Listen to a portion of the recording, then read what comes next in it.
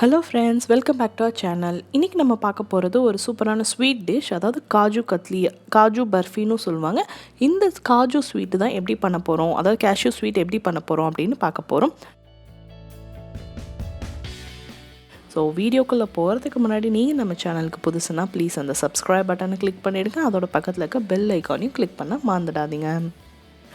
இன்றைக்கி நான் ஒரு கப் கேஷ்யூ எடுத்திருக்கேன். ஸோ ஒரு கப் கேஷ்யூவை மிக்சியோட பல்ஸ் மோடில் போட்டு பவுடர் பண்ணிக்கோங்க. ஏன்னா கண்டினியூஸாக நீங்கள் அரைச்சிங்கன்னா அந்த கேஷ்யூவில் இருக்க ஆயில்னால் அது வந்து பேஸ்ட் மாதிரி ஆக ஆரம்பிச்சிடும். ஸோ பல்ஸ் மோடில் கொஞ்சம் கேப் விட்டு இது மாதிரி பவுடர் ஆக்கிக்கோங்க.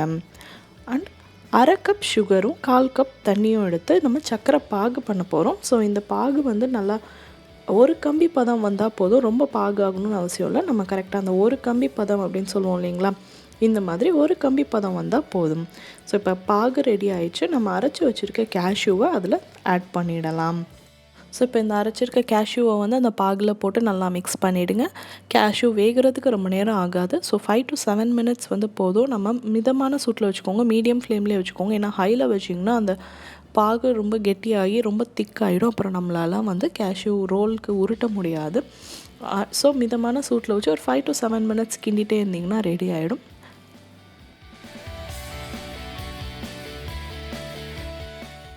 கடைசியாக இறக்குறதுக்கு முன்னாடி நான் வந்துட்டு ஒரு ஸ்பூன் வந்துட்டு நெய்யும் ஒரு பிஞ்ச் வந்து ஏலக்காய் தூள் போட்டு நல்லா கிளறிக்கிறேன். ஏலக்காய் பிடிக்காது அப்படின்னா நீங்கள் தாராளமாக இந்த ஸ்டெப் ஸ்கிப் பண்ணிடலாம்.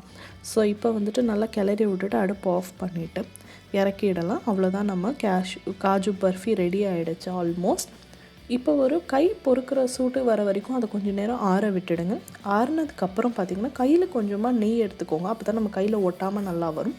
நெய் எடுத்துகிட்டு இதை வந்து நல்லா அப்படியே ஒரு பால் மாதிரி உருட்டி எடுத்துக்க போகிறேன். இது நான்ஸ்டிக்கில் பண்ணுறனால பார்த்திங்கன்னா இன்னும் நல்லா ஈஸியாக இருக்கும், நமக்கு எடுக்கிறதுக்கு நல்லா ஒட்டாமல் வரும் அந்த மாவு மாதிரி இருக்கிறது. ஸோ இப்போ எடுத்துக்கோங்க. இதை நீங்கள் வந்துட்டு பட்டர் பேப்பர் இல்லைன்னா நார்மல் எதில் வேணால் வச்சு நீங்கள் ஸ்ப்ரெட் பண்ணலாம். நான் வந்து கட்டிங் போர்டு தான் இன்றைக்கி எடுத்திருக்கேன். ஸோ கட்டிங் போர்டில் நெய் தடவிட்டு, அதே மாதிரி நம்ம சப்பாத்தி கட்டையிலையும் நல்லா வந்து நெய் தடவிட்டு இதை வச்சு தான் இன்றைக்கி நான் உருட்டி அதை வந்து நல்லா மாவு மாதிரி சப்பாத்தி மாதிரி நல்லா தேய்ச்சி எடுத்துக்கோங்க. உங்களுக்கு என்ன திக்னஸ்க்கு வேணுமோ அந்த திக்னஸ்க்கு நீங்கள் தேய்ச்சி எடுத்துக்கோங்க. ஓரத்தை கட் பண்ணிவிட்டு நமக்கு தேவையான ஷேப்புக்கு வந்து நம்ம பர்ஃபி கட் பண்ணிட்டோன்னா அவ்வளோதாங்க, நம்மளோட காஜு பர்ஃபி ரெடி ஆகிடுச்சு. ரொம்ப சிம்பிள், சட்டுன்னு பண்ணிடலாம். ஒரு 1/2 மணி நேரம் தான் ஆகும் ஹோல் ப்ராசஸ்க்குமே பார்த்திங்கன்னா. பட் ஆனால் ரொம்ப டேஸ்ட்டான ஒரு ஸ்வீட் இது. கண்டிப்பாக ட்ரை பண்ணி பாருங்கள். இந்த ரெசிபி உங்களுக்கு பிடிச்சிருந்ததுன்னா லைக் பண்ணுங்கள், ஃப்ரெண்ட்ஸோட ஷேர் பண்ணிக்கோங்க. அண்ட் கண்டிப்பாக ட்ரை பண்ணி பார்த்துருந்தீங்கன்னா எப்படி இருந்ததுன்றதை எனக்கு கமெண்ட்ஸில் சொல்ல மறந்துடாதீங்க. இன்னொரு இன்ட்ரெஸ்டிங்கான வீடியோவோட உங்களை அடுத்த தடவை சந்திக்கிறேன் ஃப்ரெண்ட்ஸ். அன்டில் தென், பாய் பாய்.